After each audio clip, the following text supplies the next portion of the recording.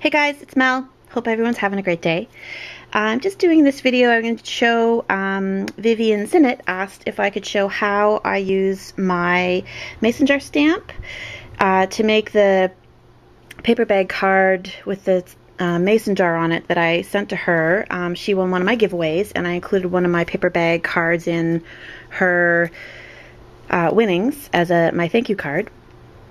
And she has the same stamp as I do. So if anyone else wants to watch, you know, that's great. Love to have you along. There's lots of great tutorials out there for paper bag cards, and also lots of great tutorials, different ladies showing how they've used the different mason jar stamps that they've purchased. So I'm not doing anything unique, I don't think, but I'm happy to show Vivian how I put this together. So this is a stamp that I have. It's a wood stamp from Michaels, and Vivian has the same one, and it's Inka-Dinka-Doo, I believe. Yep. And, you know, fairly large, I guess. And rubber stamp. It's pretty messy on there. I've been playing with it a lot. So, this is a totally different paper bag card that I've made that I haven't embellished. The pocket there. So I'm just going to quickly show what bags I use and how I use them as well. So to use this stamp, Vivian, what I do is very, very basic.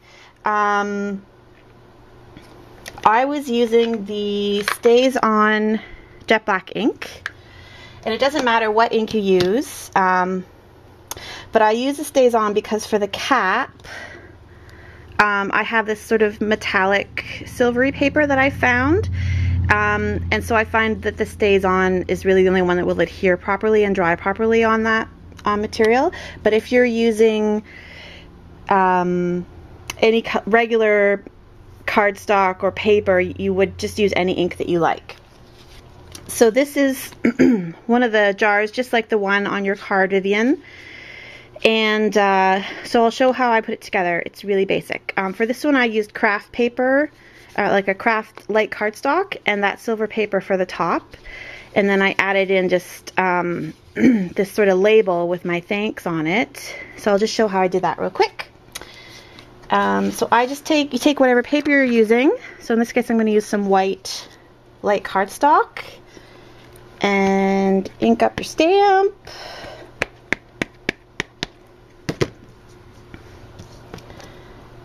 And stamp it.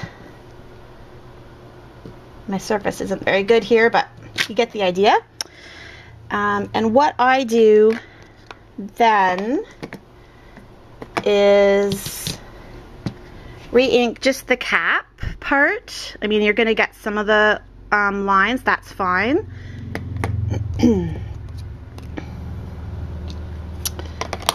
Re-ink the cap part, and then I stamp the paper I'm going to use for my lid. So I'm using this really neat metallic-y silver, but you can use any color you want.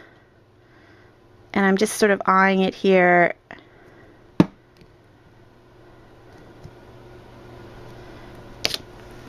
Okay, make sure you've got the proper, this is a whiteboard I'm using underneath to catch all my markings.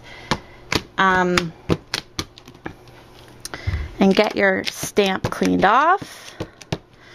And what I do then is I cut, I just eye it. And I don't have any sort of die cutting machine, and I know there's some mason jar stamp sets that also come with die cut, which is awesome. I don't have anything like that, so I've just been doing it by hand, and I just cut around, like I keep an even space slightly off the line, and sometimes I go tighter and sometimes I go wider.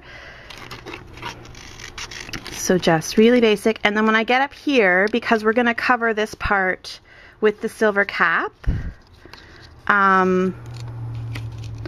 I just cut like right almost into it because we're going to cover it, but I still need this space to glue onto.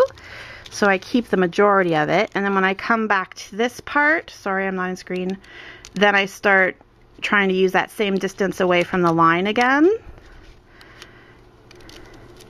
I'm not doing this very carefully, but I can come back and clean that up and make it a little more even. So that's sort of what I end up with. And then for the cap,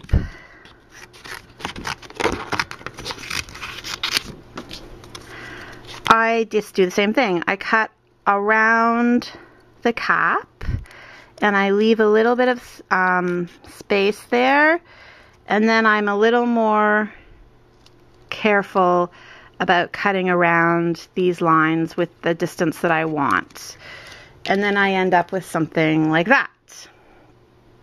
And by no means do you have to do the cap separately. It's just what I did on that particular one that Vivian was asking me about, because it looks cute just stamped on its own as well. So then I just use tacky glue, or you can use your tape gun, and I just literally adhere it to the top, and it looks really cute. So there's one that's done, and you can ink around the edges if you want to, not necessary. So there's one I did on a thicker creamy cardstock, and there's one on white. And then you can leave them like this as, you know, journaling cards, or as an embellishment, or you can add stickers or stamps of anything you want to look like it's in the jar. Like if you've got little fruits or hearts. I've seen other ladies do hearts, which is really cute. You can do whatever you want. Here's another one I did, and I did it as a little fold-out card, which would be good and cute in a mini album, or you could do it as a little note card. So I stamped on the paper, leaving blank space on the side, and pulled my stamp up, and then I scored along the side right on the edge of this black line. I folded in half, and then I cut out all around it, and I did the same thing with the cap. I hope that makes sense. So the inside's just plain. I didn't stamp it to show the rings or anything. So that's the mason jar. So with this one, I stamped it on some craft paper. Did the same silver on the top. This is some green cardstock from my stash, and I printed out this thanks on my computer, or you can use a stamp. I just don't happen to have one that's the size that I like for that. So I printed it out on my computer, and I added a little baker's twine for some trim.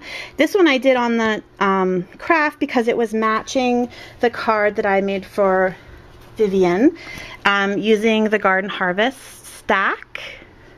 And I'll just put together another quick card using this with some similar papers from that same stack. So I've been using these lunch bags that I got at my dollar store, and they are 5 1/8 by 10 5/8 long. So what I've been doing is just trimming the sides slightly so that I get even spacing, and I score it and I fold it in half. So this is cut off, and I use these scissors with this shape cut, so it kind of looks like a paper bag edge when I cut it off as well. So then you end up with it looking more like this.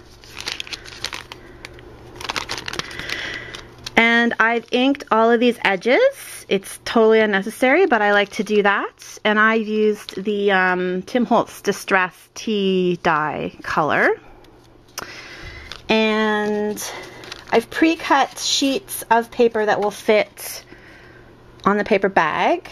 And I'm using, again, papers from that Garden Harvest stack. So I'll just put them on with my ATG really fast.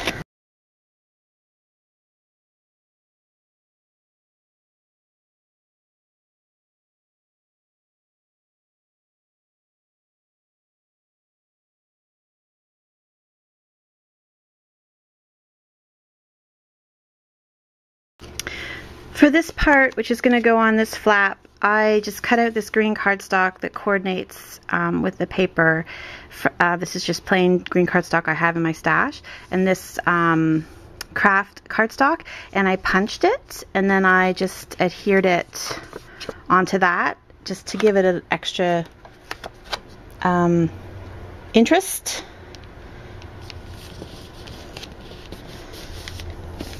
And I inked all the edges as well. And next what I'll do is glue down these flaps, or you can use tape.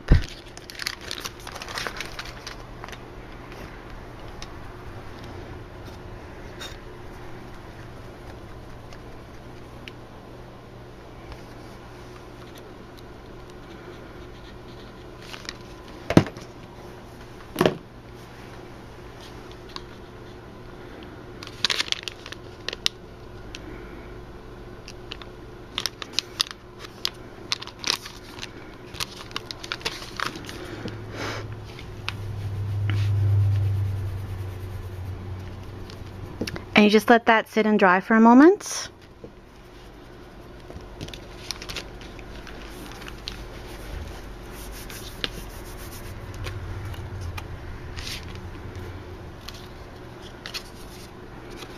And then I'm just going to put this right on the front.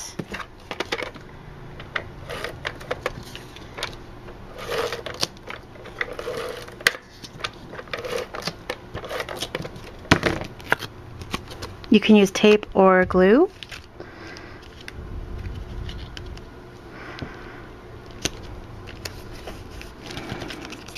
And that's my card. So I can add in some little extra cards and tags in there as a note. If you want to add in a little gift in the pocket, you can do that. So that's how I put it together, Vivian. And you can add any other embellishments that you want. And so have fun with it, and I hope that was a help. Thanks so much. Bye.